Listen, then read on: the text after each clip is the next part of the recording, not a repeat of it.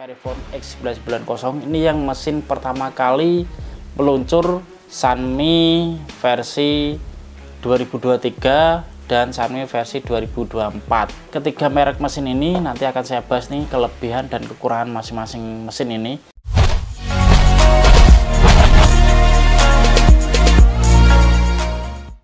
Oke teman-teman, ini adalah video part yang kedua. Jadi teman-teman yang belum sempat nonton video part yang pertama, silahkan tonton terlebih dahulu. Linknya ada di deskripsi di bawah ya. Teman-teman tinggal klik di situ. Untuk video part pertama sudah saya jelaskan, yaitu masing-masing edisi Android keluaran BRI, yaitu tepatnya di edisi Brilink. Itu ada beberapa merek. Di situ sudah saya jelaskan tentang spesifikasi lengkapnya.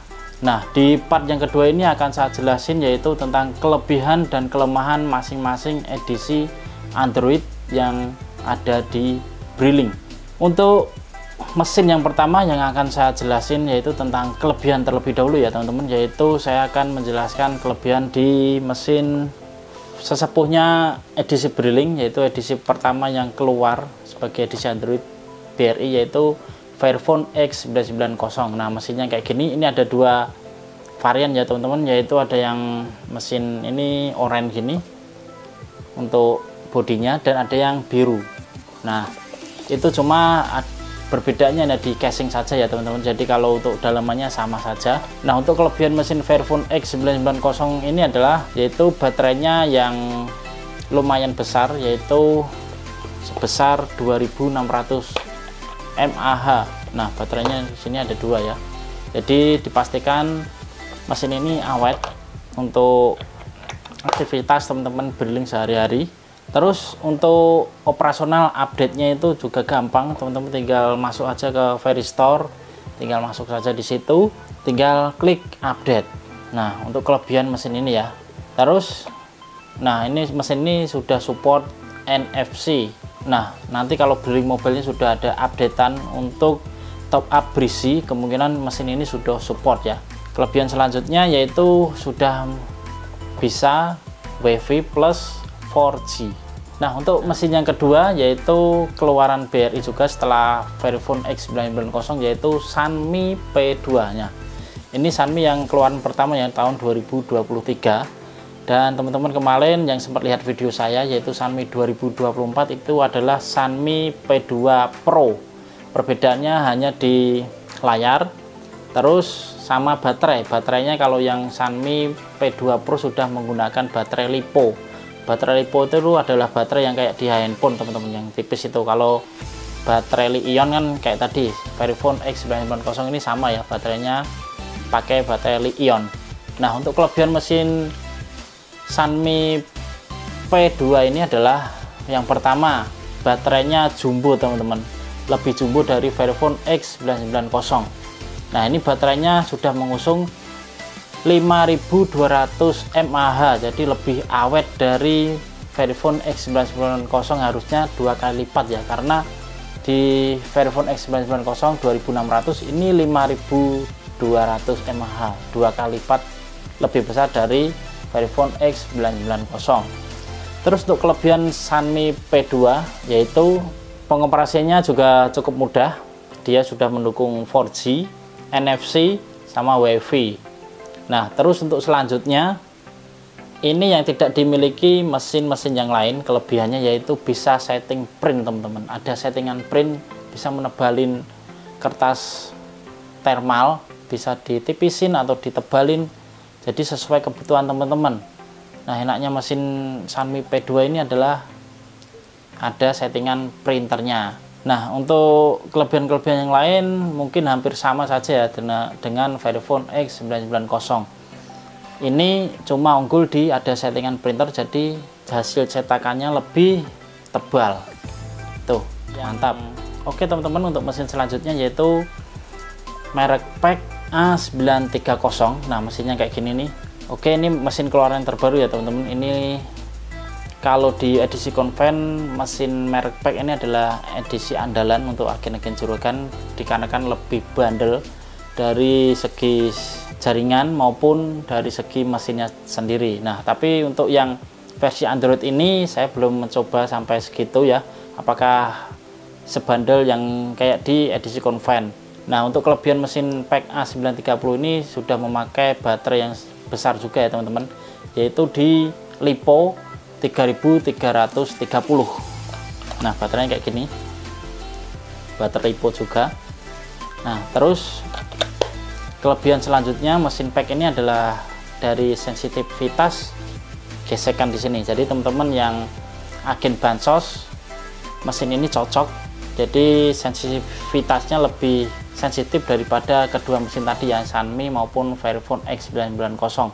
Jadi kalau ada kartu bansos yang dia magnetic stripnya agak rusak, di mesin ini bisa digesek teman-teman. Walaupun di Fairphone X990 tidak bisa baca, kemungkinan di mesin ini bisa kebaca. Nah, itu kelebihannya. Terus kelebihannya yang lainnya itu hampir sama ya, yaitu kayak sudah mendukung 4G, terus Wi-Fi dan NFC juga. Terus untuk masalah NFC ini yang saya katakan dari awal, dari mesin edisi MPOS ini keluar, itu bukan dari mesinnya teman-teman yang nggak bisa NFC, tapi dari aplikasi Beling Mobile-nya yang belum support top up berisi.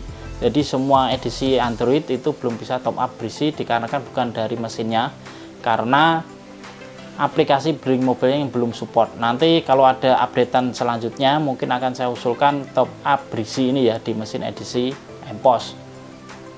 Terus untuk kelebihan selanjutnya itu mungkin ada di kamera. Kameranya kemarin saya jajal itu lebih bening daripada mesin yang lain ini, lebih agak bening teman-teman, tapi hampir sama. Jadi untuk megapikselnya sama dengan mesin-mesin yang lain, hampir sama.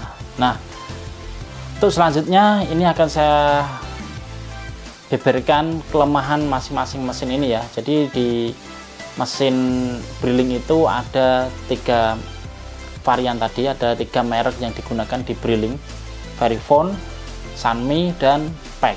Nah, untuk kelemahannya teman-teman nanti bisa menambahin kalau ada yang kurang. Nah, untuk kelemahan yang pertama Fairphone X990 yang ini teman-teman, itu baterai paling kecil dibanding merek yang lain kayak PEK sama Sanmi. Ini paling kecil baterainya yaitu 2600 mAh.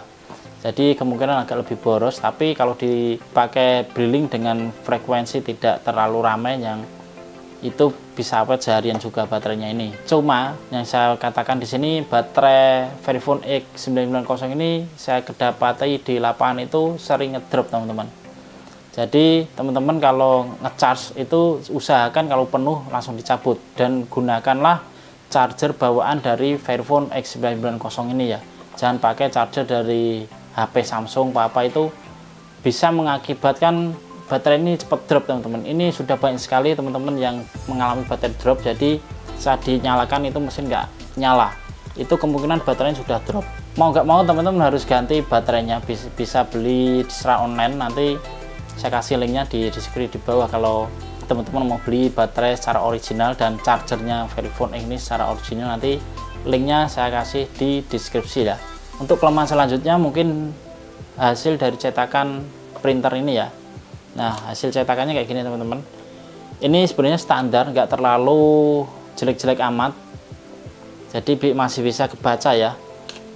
Akan tetapi kalau dibandingkan dengan Sanmi itu jauh bedanya. Ini hasilnya kurang nggak ada settingan printernya juga, jadi hasilnya standar kayak gini aja. Itu kelemahan mesin yang ini ya, yang Fairphone X990. Mungkin itu saja kelemahan mesin Fairphone X990, selebihnya hampir sama saja. Jadi teman-teman yang mendapati kendala Fairphone X990 silahkan komen di bawah kalau masih ada kelemahan mesin Fairphone X990 yang lain. Untuk mesin selanjutnya yaitu Sanmi P2 ini ya. Ini untuk kelemahannya, untuk versi P2 dan P2 Pro hampir sama ya. Yang membedakan hanya di baterainya saja. Terus untuk kelemahannya yang fatal di mesin ini adalah di printernya teman-teman. Jadi printernya itu bisa overheat kalau teman-teman frekuensi geseknya banyak. Contoh pas ada pencairan bansos itu kan berbuntung-buntung, masyarakat pada datang gesek kan. Nah, kalau gesekannya dia frekuensinya banyak, dia mesinnya akan overheat untuk printernya, jadi dia tidak bisa ngeprint. Nah, solusinya teman-teman mesinnya itu harus didiamin terlebih dahulu agar lebih adem, bisa nanti untuk lanjut print lagi. Itu ya kelemahan mesin ini. Untuk dari segi printernya dia bisa overheat. Untuk yang lain nggak ada kelemahan, semua hampir sama ya. Kita lanjut ke mesin yang selanjutnya yaitu PEK A930. Nah, untuk mesin selanjutnya yaitu PEK A930. Kayak gini mesinnya, ini mesin yang terbaru. Ini untuk kelemahannya, untuk dari segi baterai sebenarnya awet, walaupun nggak sebesar di Sanmi P2 tadi yang 5200 mAh. Ini ya baterainya cukup awet yaitu 3350.